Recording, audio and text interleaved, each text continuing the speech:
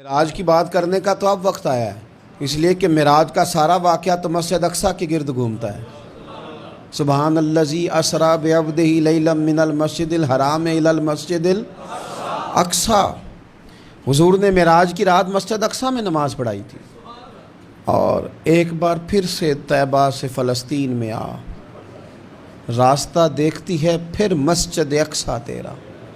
ایک بار حضور گئے تھے مکے سے مسجد اقصیٰ، اور پھر حضور فرماتے ہیں جب میں واپس گیا نا تو کفار نے جو کہ مسجد اقصیٰ دیکھی ہوئی تھی تو مجھ سے پوچھنا شروع کر دیا کہ مسجد اقصیٰ کی کھڑکیاں کتنی ہیں، دروازے کتنے ہیں، پلر کتنے ہیں۔ جب انہوں نے سوال جواب کیے تو حضور فرماتے ہیں کہ رب کریم نے مسجد اقصیٰ کو اٹھا کے میرے سامنے رکھ دیا۔ میں دیکھتا جاتا تھا، بتاتا جاتا تھا، کہہ لوں بات کر لوں۔ ایک دفعہ حضور مکے سے مسجد اقصیٰ آئے، اور ایک دفعہ مسجد اقصیٰ میرے نبی کی زیارت کے لیے مکے گئی، حضور کی زیارت کے لیے مکہ شریف گئی۔ اور میرے نبی تو صرف کسی چیز کی طرف ایک دفعہ دیکھ لیں تو وہاں رحمت کے پھول کھلتے ہیں۔ مسجد اقصیٰ کی طرف منہ کر کے 17 مہینے میرے نبی نے نماز پڑھی ہے۔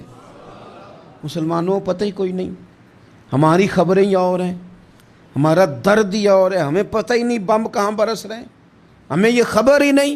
اور میں اس دور میں تقریریں کر رہا ہوں جہاں سوتوں کو جگانا نہیں پڑتا، جاگتوں کو جگانا پڑتا ہے۔ سیانے لوگوں کو سمجھانا ہمارے ذمہ لگ گیا، کیا کریں؟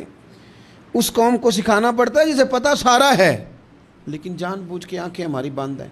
یہ مولوی کو بات کرتا تو لوگ کہتے دیکھو مولوی گالی دیتا ہے، لیکن اگر قائد اعظم محمد علی جناح کہے کہ اسرائیل امریکہ کی ناجائز اولاد ہے تو پھر تو تمہیں ہضم کر لینا چاہیے نا، پھر تو لبرل کو بھی ہضم ہونا چاہیے نا کہ قائد اعظم نے کہا ہے، اور اس ناجائز بچے کو تم نے اتنی طاقتیں دے دی کہ وہ مسلمانوں کے قبلہ اول میں نماز پڑھنے والوں کو بھی نہ بخشے۔ کہاں گئی تمہاری وہ انسانی حقوق کی بڑی بڑی تنظیمیں، کدھر گئیں؟ اور میرا پاکستانی میڈیا سے بھی سوال ہے، چند دن پہلے سیالکوٹ میں ایک واقعہ ہوا، ناانصافی ہو گئی جی، ناانصافی ہو گئی جی ایک بی بی کے ساتھ۔ ہر بندے نے شور مچایا، بڑے بڑے طوفان اٹھتے ہیں، کیوں ہوا جی کیوں ہوا؟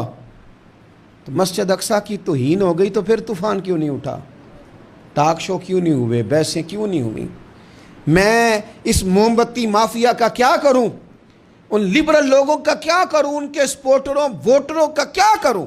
ان سیاسی جماعتوں کے کارکنوں کو کیا نام دوں کہ جو ان فضول بحثوں میں تو وقت ضائع کرتے ہیں، اور وہ مسجد اقصیٰ جس کے بارے میں میرے نبی پاک صلی اللہ علیہ وسلم سے ایک صحابیہ نے پوچھا تھا، یا رسول اللہ مسجد اقصیٰ میں نماز پڑھنا کتنا کو بہتر ہے باقی نمازوں کے مقابلے میں؟ تو حضور نے فرمایا 1000 گنا بہتر ہے۔ بی بی عرض کرنے لگی، سونیا میں جا تو نہیں سکتی، دل بڑا کرتا ہے۔ حضور نے فرمایا جا نہیں سکتی تو وہاں تیل ہی بھجوا دے، جس میں حاضری لگوانے کی حضور بات کریں جس مسجد میں۔ اور نبی پاک علیہ السلام نے فرمایا خاص کر کے سفر کرنا ہوا تو 3 مسجدوں کے لیے کرنا، ایک مسجد حرام بیت اللہ کے لیے، ایک مسجد نبوی کے لیے، اور تیسرا مسجد اقصیٰ کے لیے۔